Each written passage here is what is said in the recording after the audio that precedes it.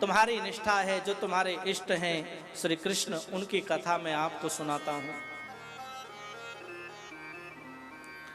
राजन, नारायण के पुत्र ब्रह्मा हुए, ब्रह्मा के पुत्र अत्रि, अत्रि के पुत्र श्रीमान चंद्रमा हुए हैं, चंद्रमा के पुत्र बुध, बुध के पुत्र पुरूरवा हुए हैं, चंद्रवंश में गाधी नाम के राजा हुए हैं, सत्यवती से इनका विवाह हुआ है, ऋचिक मुनि हुए हैं, जमदग्नि हुए हैं, जिन्होंने गाय की रक्षा की है, गाय की सेवा करी है, जिनके यहाँ कामधेनु नाम की गाय है, जो सर्व मनोकामनाओं को पूर्ण करने वाली गाय है।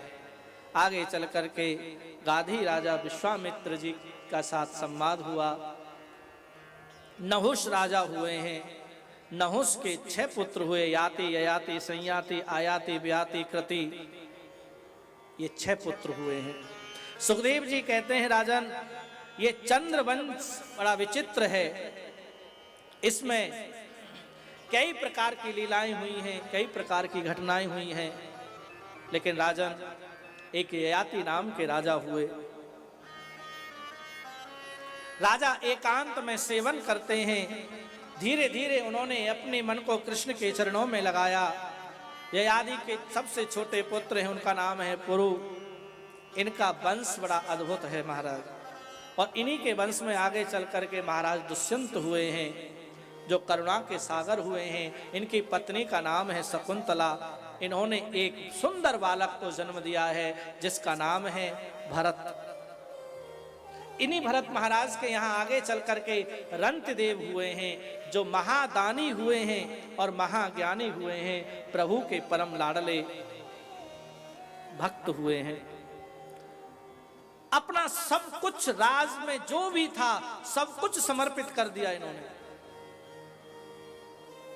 आगे चल करके इन्हीं के वंश में यदु महाराज हुए हैं। यदु महाराज की एक संतान हुई है, जिनका नाम है देवमीण। देवमीण की 2 पत्नी थी, एक पत्नी के 2 पुत्र हुए, अर्जन्य पर्जन्य, और दूसरी पत्नी के पुत्र हुआ सूरसेन, और दूसरी पत्नी के बेटा हुआ जो सूरसेन, उसके पुत्र का नाम है वसुदेव। सुखदेव जी कहते हैं राजन, वसुदेव जी की 7 पत्नी हैं, रौरवी, रोहिणी, भद्रा, मदिरा, लोचना, इला, देवकी प्रमुखा आसन, पत्न्या नकदुंधवे।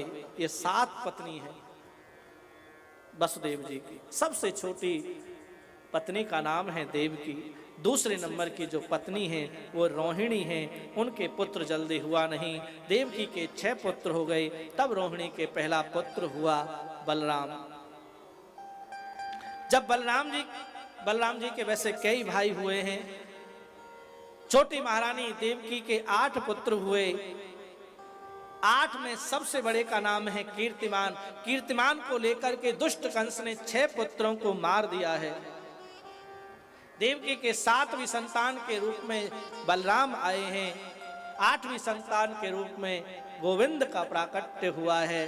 कृष्ण कन्हैया का अवतार हुआ है। मथुरा में जन्म लिए, गोकुल में पलना झूले हैं, वृंदावन में जाकर लीला की हैं, मथुरा में आकर कंस आदि दुष्टों का उद्धार किया है। जरासंध के भय से मथुरा चले गए। द्वारका में मेरे प्रभु ने बहुत विवाह किए।